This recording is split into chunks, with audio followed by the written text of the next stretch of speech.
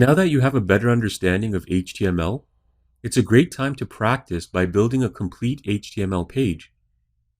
In this project, we'll do just that. We'll employ all the knowledge we've gained to create the HTML homepage shown in this example.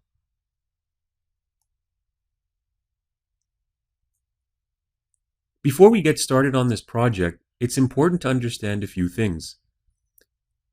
This page will be built strictly in HTML to give you additional practice with coding.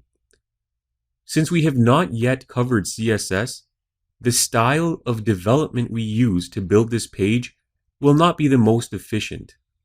For example, we'll be using inline style formatting, which is considered outdated. In the CSS portion of this course, we'll create much more effective page layouts that are responsive with mobile devices.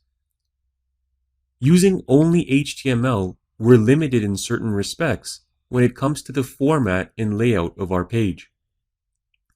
Without CSS, we'll need to insert all our objects inside table rows and columns.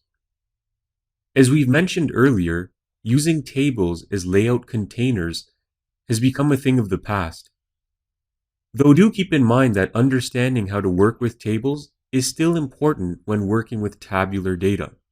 Aside from that, we'll be employing many useful skills that will carry forward, such as object insertion, text formatting, form development, and basic styling.